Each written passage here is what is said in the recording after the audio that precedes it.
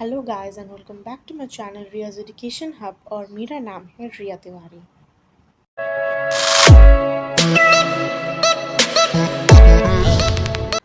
आज हम पढ़ने जा रहे हैं हिंदी का प्रोज जो कि है नेताजी का चश्मा, जो कि आपको पिक्चर देख के आपको समझ में आ गया होगा।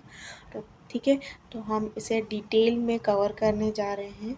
We are going to cover everything. Poet के बारे में भी हम जानेंगे, फिर सबके कैरेक्टर, जो मेन कैरेक्टर हैं उनके बारे में भी हम जानेंगे। तो सबके बारे में हम इस चैप्टर में जान लेंगे। तो I give you a line by line explanation of the entire story. ठीक है, तो चलते हैं हम अपने चैप्टर की तरफ। ठीक है, तो स्टार्ट करते हैं हम हमारा चैप्टर नेताजी का चश्मा, जो कि लेखक श्री स्वयं प्रकाश जी के द्वारा लिखी गई है। ठीक है, तो मैंने जैसे अपने प्रीवियस वीडियोस में भी कहा है कि हमें जो ऑथर है उनके बारे में भी जान लेना बहुत अच्छा होता है। एग्ज़ाम पॉइंट ऑफ व्यू से आपको लिखने का स्कोप आपका बढ़ जाता है, तो इसीलिए हम एक गो थ्रू कर लेंगे। और एग्ज़ाम के पहले भी आप ज़रा एक गो थ्रू कर लीजिए, जिससे कि आप एग्ज़ाम में अच्छे मार्क्स लिख कर अच्छे मार्क्स स्कोर कर सकें। ठीक है, तो स्वयं प्रकाश हिंदी के प्रसिद्ध कहानीकार व गद्यकार। इनका जन्म कब हुआ था? 1947 में मध्य प्रदेश इंदौर नगर में हुआ था। ठीक है, तो ये नोट्स मैं आपको नीचे प्रोवाइड कर दूँगी, आप इसे अच्छे से पढ़ लें। ठीक है, तो मेन मैं आपको पढ़ा देती हूँ। इनकी कौन कौन सी रचनाएँ हैं। पहला है आएंगे अच्छे दिन, आदमी जात का आदमी, संधान, ये सब इनकी रचनाएँ हैं। ठीक है, फिर साहित्यिक विशेषताएँ भी हैं, ये भी आप थोड़ा सा पढ़ लें।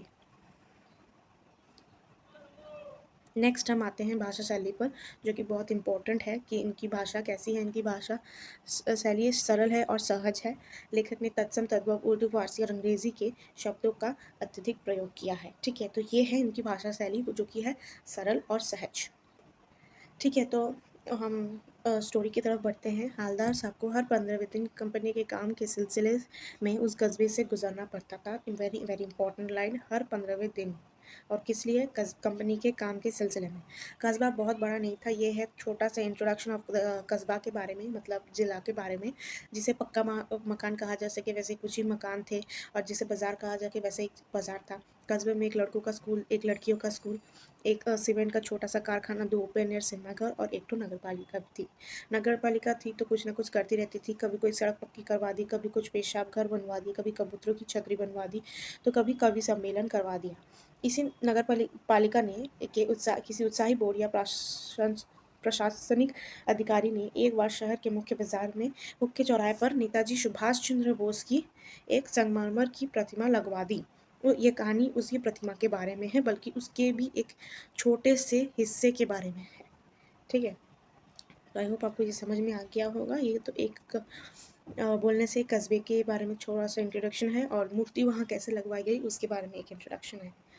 पूरी बात तो पता नहीं, लेकिन लगता है कि देश के अच्छे मूर्तिकारों की जानकारी नहीं होने और अच्छी मूर्ति की लागत, अनुमान और उपलब्ध बजट से कहीं बहुत ज़्यादा होने के कारण काफ़ी समय अफवाहों को, मतलब रूमर्स और चिट्ठी पत्रों में बर्बाद हुआ होगा, और बोर्ड की किसी शासनवादी समाप्त होने की घड़ियों में किसी स्थानीय कलाकार को यह अवसर देने का निर्णय किया गया होगा। और अंत में कस्बे के इकलौते हाई स्कूल के इकलौते ड्राइंग मास्टर, मान लीजिए मोतीलाल जी, को ये काम सौंप दिया गया होगा, जो महीने भर में मूर्ति बनाकर पटक देने का विश्वास दिला रहे थे। जैसे कि कहा जा चुका है, मूर्ति संगमरमर की थी। टोपी, ये है मूर्ति के बारे में।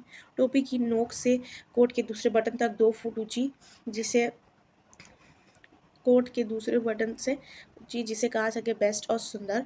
नेताजी सुंदर लग रहे थे, कुछ समय मासूम, कुछ मासूम और कुछ कमसिन। फौजी वर्दी में मूर्ति को देखते ही दिल्ली चलो और तुम मुझे खून दो जैसे वगैरह वगैरह याद आने लगते थे। इस दृष्टि से ये सफल और सराहनीय प्रयास था। केवल एक चीज़ की कसर थी जो देखते ही खटकती थी। क्या थी वो? नेताजी की आंखों पर, वेरी इंपॉर्टेंट लाइन, नेताजी की आंखों पर चश्मा नहीं था। इसी के बारे में पूरी स्टोरी है।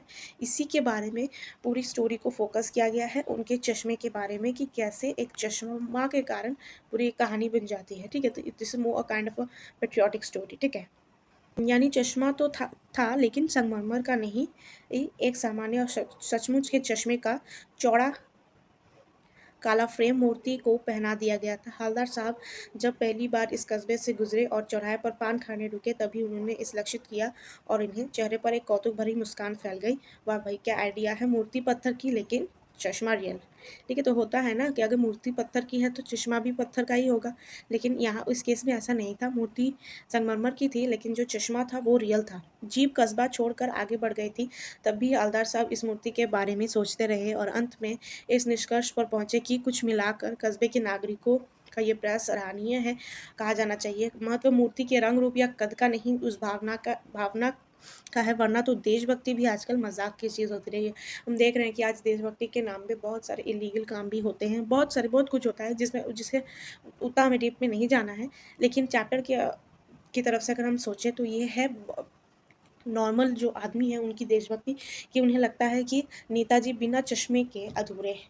ठीक है, दूसरी बार जब हवलदार साहब से गुजरे तो उन्हें मूर्ति में कुछ अंतर दिखाई दिया। ध्यान से देखा तो पाया कि चश्मा दूसरा है। पहले मोटा फ्रेम वाला चौकोर चश्मा था, अब तार के फ्रेम वाला गोल चश्मा है। ठीक है, ये डिफरेंस उनको दिखाई दिया। हवलदार साहब को कौतुक और बढ़ गया, मतलब eagerness to know what happened, right. वाह भाई, ये क्या आइडिया है, मूर्ति कपड़े की नहीं बदल सकती, लेकिन चश्मा तो बदल ही सकती है। तीसरी बार फिर नया चश्मा था। ठीक है, तो ऐसे उनको बार बार नया चश्मा दिख रहा था। हवलदार साहब की आदत पड़ गई, हर बात कस्बे में गुजरते समय चौराहे पर रुकना, पान खाना, मूर्ति को ध्यान से देखना।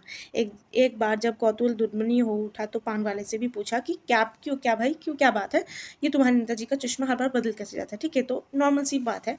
पान वाले के खुद मुंह में पान ठुसा था, ये पान वाले का डिस्क्रिप्शन है, आपको कई बार पूछ भी लेता है एग्जाम में। वह एक काला, मोटा और खुशमिजाज आदमी था। हवलदार साहब का प्रश्न सुनकर वो आंखों ही आंखों में हंसा, उसकी तोंद थिरकी, पीछे घूमकर दुकान पान ठोका और अपनी लाल काली बत्ती से दिखाकर बोला, कैप्टन चश्मे वाला करता है। क्या करता है? हवलदार साहब ने कुछ समझ नहीं पाए वो। चश्मा चेंज कर देता है, पान वाले ने समझाया। क्या मतलब चेंज कर देता है? हवलदार साहब अब भी नहीं समझ पाए। कोई ग्राहक आ गया समझो, अब उस तो ये बोल रहे, क्या बोले, पान वाला बोल रहे हैं, कोई ग्राहक आ गया समझो, उसको चौड़े चौखट चाहिए, मतलब चौड़ा वाला जो चश्मा का फ्रेम है वो चाहिए, तो कैप्टन किधर से लाएगा? तो उसको मूर्ति वाला दे दिया और उसने दूसरा बैठा दिया। ठीक है, तो कोई ना कोई चश्मा ज़रूर होना चाहिए, चाहे वो चौकोर का हो या फिर स्क्वायर शेप का हो, सर्कल शेप का हो, कुछ भी हो। ठीक है, तो अब हवलदार साहब को बात कुछ समझ में आई। अब एक चश्मे वाला है जिसका नाम कैप्टन है, उसे नेताजी की बगैर चश्मे वाली मूर्ति बुरी लगती है, बल्कि आहत करती है, मानो चश्मे के बगैर नेताजी को असुविधा हो रही है। इसीलिए वह अपनी छोटी दुकान से, एक मतलब गिने चुने फ्रेमों की दुकान से वो लगा देता है। ठीक है, तो ये उसके बारे में वो सोचने लगे। नेक्स्ट हम आगे बढ़ते हैं। लेकिन भाई एक बात अब भी समझ में नहीं आई। हवलदार साहब ने पान वाले से फिर पूछा, नेताजी का ओरिजिनल चश्मा कहाँ गया? पान वाला दूसरा मुंह पान, दोपहर का समय था, दुकान पर भीड़ भाड़ भी अधिक नहीं थी। वह फिर आंखों ही आंखों में हंसा, उसकी टोन थिरकी, डीफे की पीछे मुड़े, कहा उसने, पान थूक कर उसने कहा, मास्टर बनाना भूल गया। पान वाले के लिए ये एक मज़ेदार बात थी, लेकिन हवलदार साहब के लिए ये चकित और द्रवित करने वाली, यानी वाली थी। वो ठीक ही सोच रहे थे। मूर्ति के नीचे लिखा था, मूर्तिकार मास्टर मोतीलाल, बाकी कस्बे का अध्यापक था। बेचारे ने महीने भर मूर्ति पटक देने का वादा किया होगा। ठीक है, तो अब ये सब वो उसमें सोचने लगे। इसको सोचते ही सोचते वो वहाँ से निकल गए। हवलदार साहब को यह सब कुछ बड़ा विचित्र और कौतुक भरा लग रहा था। इन्हीं ख्यालों में खोए खो पान के पैसे चुका रहे चश्मे वाले की देशभक्ति में समस्त मस्तक होते हुए वह जीप की तरफ चले, फिर रुके, पीछे मुड़े पान वाले के पास जाकर पूछा, क्या कैप्टन वाला नेताजी का साथी था, या आज़ाद हिंद फौज का भूतपूर्व सिपाही? पान वाला नया पान खा रहा था। पान पकड़ने होकर उसने हवलदार साहब को ध्यान से देखा, फिर अपनी लाल काली बत्ती सी दिखाई और मुस्कुराकर बोला, नहीं साहब, वे लंगड़ा क्या जाएगा फौज में, पागल है पागल, वो देखो वो आ रहा है, आप उसी से जाकर बात कर लो, फोटो फोटो छपवा दो उसकी कहीं। हवलदार साहब को पान वाले द्वारा एक देशभक्ति का इस तरह मजाक उड़ाना अच्छा नहीं लगा। ठीक है, तो उन्हें अच्छा ये बात नहीं तो यहाँ बूढ़े का डिस्क्रिप्शन दिया गया है। एक बेहद बूढ़ा मरियल सा लंगड़ा आदमी टोपी नहीं, ये गलत लिखा है यहाँ, गांधी टोपी और आंखों पर काला चश्मा लगाए, एक हाथ में एक छोटी सी संदूची और दूसरे हाथ में गांधी, एक बस बॉक्स पर टंगे हुए बहुत से चश्मे, अभी तक एक गली से निकला था और अब एक बंद दुकान के सहारे अपनी पास टिका रहा था। ठीक है, तो वो बहुत ही गरीब था, उसके पास एक दुकान भी नहीं, अपनी दुकान भी नहीं थी, फेरी लगाता था, मतलब घूम घूम के बेचता था। ठीक है, तो हवलदार साहब चक्कर में पड़ गए, पूछना चाहते थे कि इसे कैप्टन क्यों कहते हैं, क्या इसका यही वास्तविक नाम है, क्या यही इसका रियल नेम है? लेकिन पान वाले ने साफ साफ बता दिया था कि अब वो इस बारे में कुछ भी बात नहीं करने के लिए इच्छा नहीं है उनकी। ड्राइवर भी बेचैन हो रहा था, काम भी था, इसलिए हवलदार साहब जीप में बैठकर चले गए।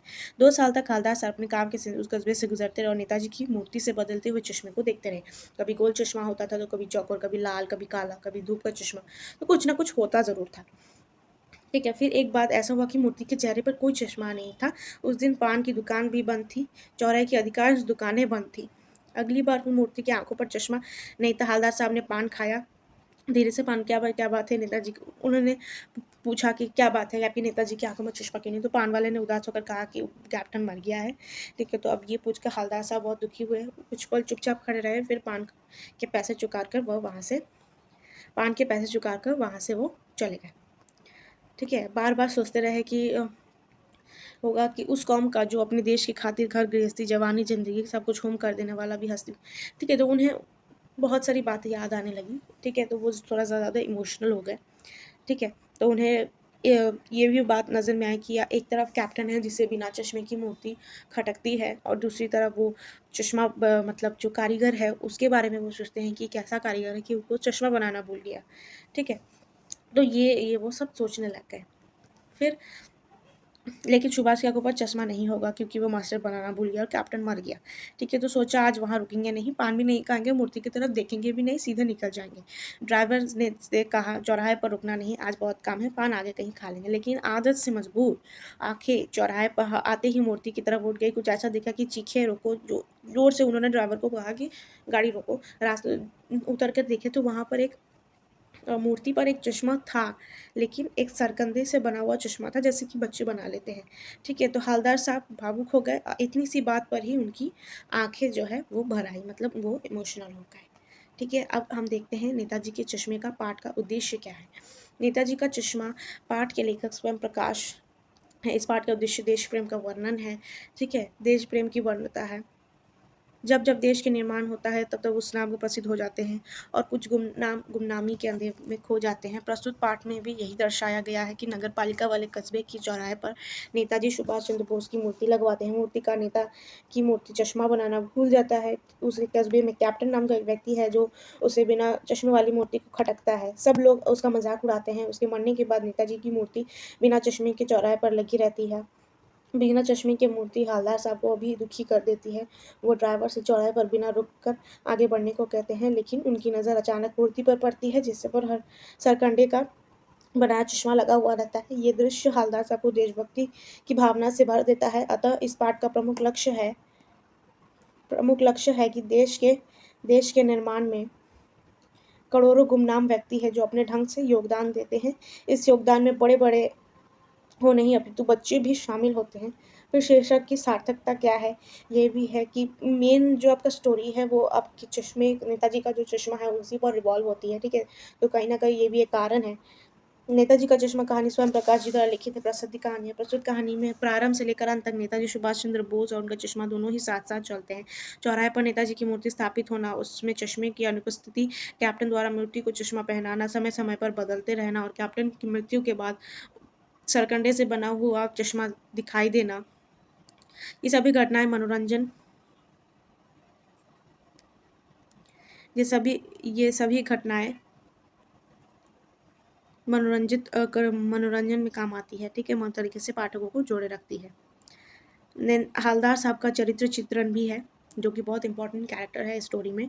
नेताजी का चश्मा कहानी स्वयं प्रकाश जी द्वारा लिखी गई एक प्रसिद्ध कहानी है। प्रस्तुत कहानी में हवलदार साहब एक प्रमुख पात्र बनकर आते हैं। हवलदार साहब एक जिम्मेदार नागरिक हैं, जो कि कस्बे में गुजरते तो नगर पालिका द्वारा किए गए प्रयासों को सराहना करते हैं, ठीक है? हवलदार साहब ने उस कस्बे के मुख्य चौराहे पर नेताजी की मूर्ति देखकर तो उस निष्कर्ष पर पहुंचे कि मिलकर कस्बे के नागरिकों का प्रयास सराहनीय था। हवलदार साहब एक जिज्ञासु व्यक्ति थे। यहाँ तक कि पानवाले ने चश्मे कैप्टन वाला की उत्कृष्टपूर्ण व्यवहार प्रकट किया। ठीक है, तो ये उनका कैरेक्टर है, बहुत ही एक नेक व्यक्ति है जो हर काम को सराहने में वो बिलीव रखते हैं। ठीक है, तो ये था चैप्टर नेताजी का चश्मा, जो कि बहुत ही ये तो ईज़ी चैप्टर है, इतना डिफ़िकल्ट चैप्टर नहीं है, आपको छोटे-छोटे इन्फॉर्मेशन याद रखने हैं। और चैप्टर का लेंथ है वो थोड़ा-सा बड़ा है, मैं मानती हूँ, लेकिन क्या करें, आपको पढ़ना तो पड़ेगा ही, ठीक है? तो ये था चैप्टर और इसके जो नोट्स हैं मैंने डिस्क्रिप्शन बॉक्स में दे दिए हैं, आपको ये पूरा एक पीडीएफ फॉर्मेट में मिल जाएगा, जिससे कि आपको एग्ज़ाम के लिए या फिर आपको पढ़ने में भी सुविधा होगी, ठीक है? तो और भी अगर कोई डाउट्स है तो आप मुझे ज़रूर कमेंट सेक्शन पर लिखकर बताएँ।